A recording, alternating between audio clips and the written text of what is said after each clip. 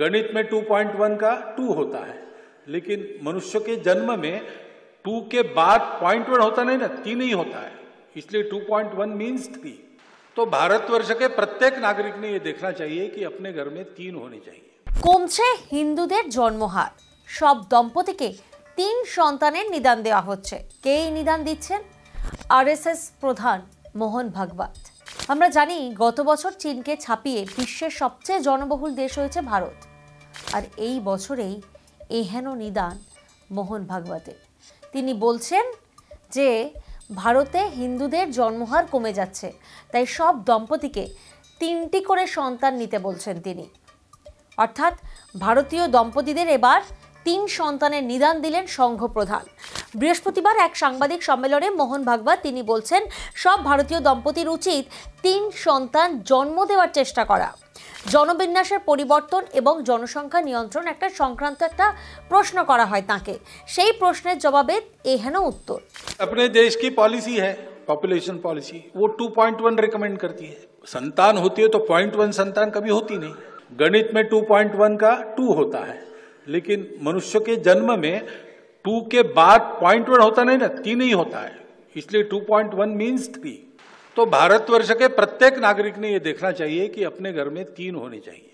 एक कंसर्न भी है, जनसंख्या एक एसेट है, बोझ भी हो सकता है, कल खिलाना पड़ेगा ना सबको, तो उसी के लिए पॉपुलेशन पॉलिसी रिकमेंड करती है। तो दोनों तरफ से जनसंख्या नियंत्रित रहे और जनसंख्या पर्याप्त रहे, इसके लिए नई पीढ़ी को तैयार करना चाहिए।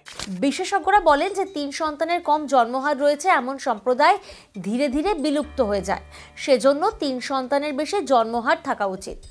ভাগবত এও বলেন, ভারতের জনসংখ্যা নীতিতে 2.1 অর্থাৎ 2:1 সন্তান জন্মের পরামর্শ দেওয়া হয়।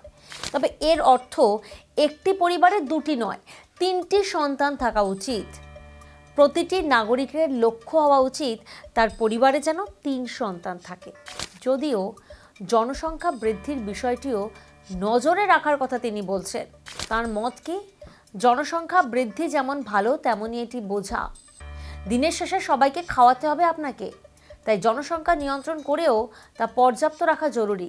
एक कंसर्न भी है, जनसंख्या एक एसेट है, बोझ भी हो सकता है, कल खिलाना पड़ेगा ना सबको, तो उसी के लिए पॉपुलेशन पॉलिसी रिकमेंड करती है। तो दोनों तरफ से जनसंख्या नियंत्रित रहे और जनसंख्या पर्याप्त रहे, इसके लिए नई पीढ़ी को तैयार करना चाहिए। আরএসএস প্রধান বলেন, সকল সম্প্রদায়ের জন্মহার কমছে, হিন্দুদের ক্ষেত্রে এটি আরও বেশি স্পষ্ট বলে জানিয়েছেন তিনি। হিন্দুদের ক্ষেত্রে জন্মের হার আগেও কম ছিল, তাই এখন আরও বেশি কমেছে। তার মতে অন্যান্য সম্প্রদায়ের ক্ষেত্রে জন্মহার আগে বেশি ছিল, কিন্তু এখন হ্রাস পাচ্ছে। তিনি বলেন, এটি প্রকৃতির নিয়ম, যখন সম্পদ হ্রাস পায় এবং জনসংখ্যা বৃদ্ধি পায় তখন এই ঘটনা ঘটে। তবে সকলেরই উচিত নতুন প্রজন্মকে তিনি 3 সন্তান ধারণ করার জন্য প্রস্তুত থাকতে বলছেন। আর এখান থেকেই প্রশ্ন, ভাগবতের এই মন্তব্য অত্যন্ত তাৎপর্যপূর্ণ। কেন? কারণ গত বছরই আমরা জানি চীনকে ছাপিয়ে বিশ্বের সবচেয়ে জনবহুল দেশ হয়েছে ভারত।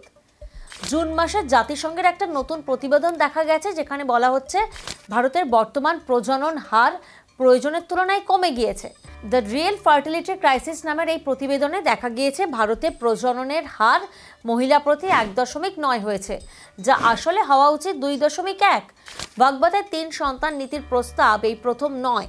গত বছরের ডিসেম্বরে নাগপুরের এক অনুষ্ঠানে ভাগবত বলেন, জনসংখ্যা হ্রাস রোধ করতে প্রতি পরিবারে কমপক্ষে 3 সন্তান থাকা উচিত। নিজের দাবির সমর্থনে জনসংখ্যা বিজ্ঞানের কথাও বলেন মোহন ভাগবত। আর এবার সরাসরি তিনি বলছেন যে ভারতীয় দম্পতিদেরকে 3টি করে সন্তান নিতে হবে। ঠিক কোন জায়গায় তিনি বলছেন, যখন গত বছর চীনকে ছাপিয়ে বিশ্বের সবচেয়ে জনবহুল দেশ হচ্ছে ভারত, ঠিক সেই সময় তার এই নিদান নিয়ে যথারীতি বিতর্ক দানা বেঁধেছে।